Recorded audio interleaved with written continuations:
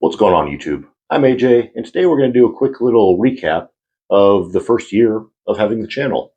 So, October last year, I started up the channel with 3 videos, more as a test to see what would happen if we carried on, and the response has really been great from it. So, continued the channel, proceeded to get a lot of really cool pistols in to share with you guys. And I should point out that this channel hasn't got any manufacturer support. So every pistol I've reviewed has either been my own, one of my friends, or from one of you guys as subscribers who had something interesting and wanted to share it with the community. So first and foremost, thank you to everyone who has helped support this channel and create this collection that we have to share with everybody else in the community. Now, I put out a poll to see what you guys would prefer, either a recap of all the pistols we've shot this year or do a top 5 list, and the overwhelming majority of the vote was for a top 5 list.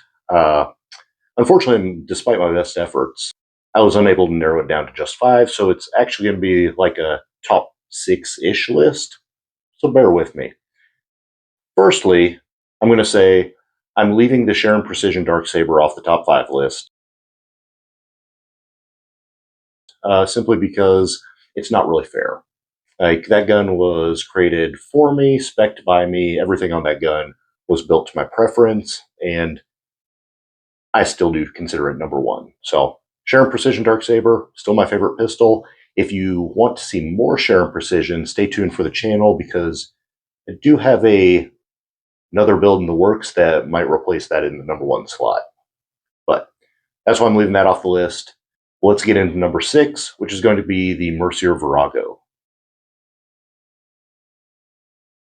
So with the Virago, I went back and forth whether I should put the Full House Custom Mercier or the Virago on this list. I went with the Virago simply because of the unique package that it is, in that you can take your existing pistol and create a Full House Custom out of it using the Virago package. On one hand, I don't think people are quite tracking what a special package it is as far as how inclusive. If you just look at things like exterior detailing and you're into slide cuts and finish, Virago is not particularly exciting. If you're into things like barrel fit, trigger job, internals, overall quality and fit, the Virago is incredible and will put most semi-custom pistols costing twice as much of it on the trailer. So the list had to have the Virago in it. So that's why it's in the number 6 slot. Moving up to number 5, we have the McLaren Custom. The example that I shot was a 5-inch compensated ported island barrel, steel frame, steel grip module. And boy, was that gun ever a surprise.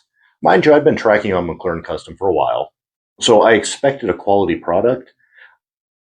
But because of the spec of the gun and the rather obnoxious 52-ounce weight it came in at, I didn't expect to like it as much as I did. What ended up happening was me running into a gun that I wanted to take to the range every weekend. The gun was super accurate, super fast, and may have had the best trigger I used last year. So, just a phenomenal gun. The reason it isn't higher on the list is, like I said, it is heavier than I prefer a gun be, and the finishing was a step behind some of the other heavy hitters we have on this list. But if you want a robust workhorse of a gun, the McLaren was very impressive. Up to number 4, we have the Infinity Calvin's Cherry. So, this was a particularly special pistol to cover on the channel. 1, because Infinity makes an excellent product, but 2, because it's such a unique product. From a finishing standpoint, from a material standpoint, from an overall aesthetic, with the cheek buster, it's just a cool pistol. So the real party piece on Calvin's Cherry is going to be the titanium frame and grip module. It makes for a unique combination that weighs about the same as a pistol with a steel frame and aluminum grip module, but it makes it much more balanced because of the weight distribution. So instead of having a heavy frame and a light grip, you have an equal weight spread amongst the frame and the grip, which just makes for a better feeling gun overall.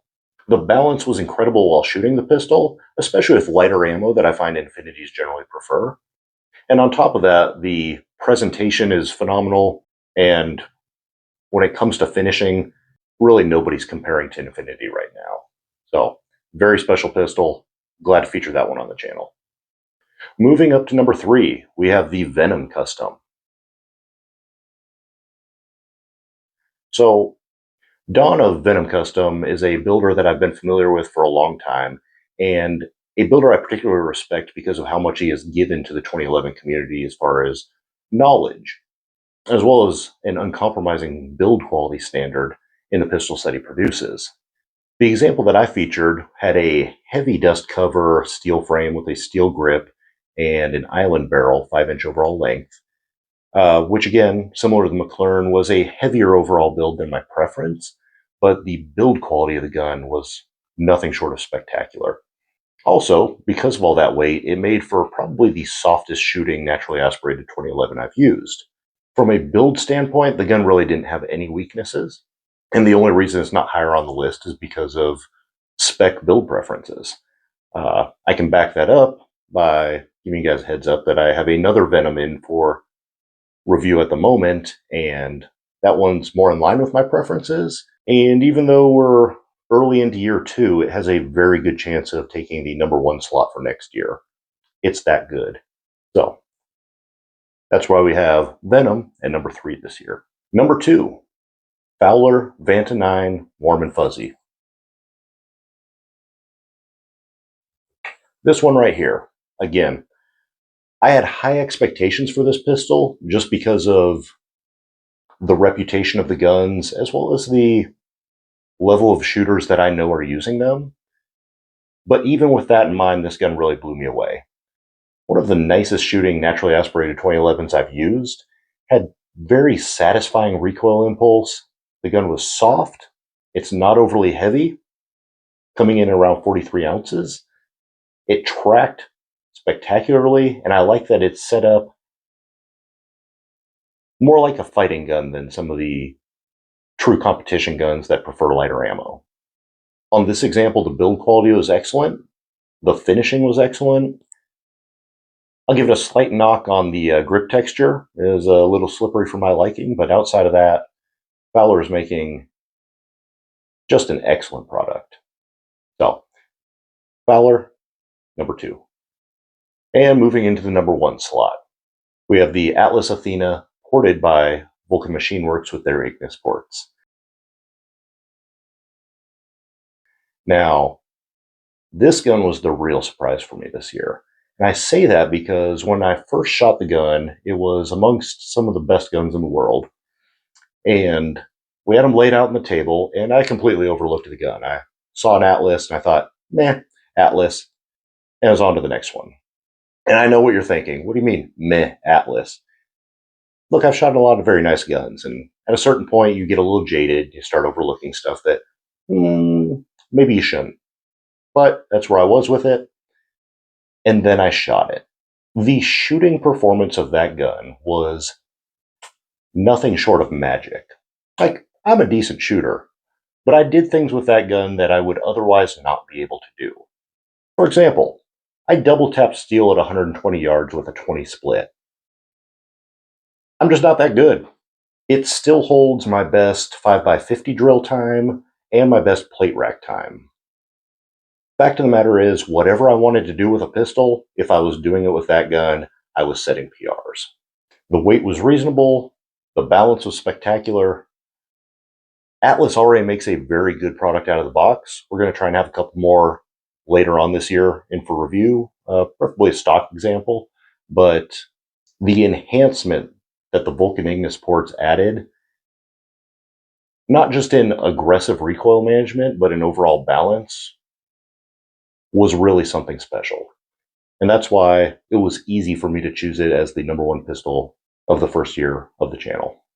That said, I do have a couple less positive notes that we can touch on. So this year we reviewed a pistol from Voodoo, which overall was a pretty positive experience, except for it seems the company has gone largely south, and I no longer recommend anyone doing business with them, at least in the short term. Maybe they get it sorted out in the long term, but probably not a safe place to place your money.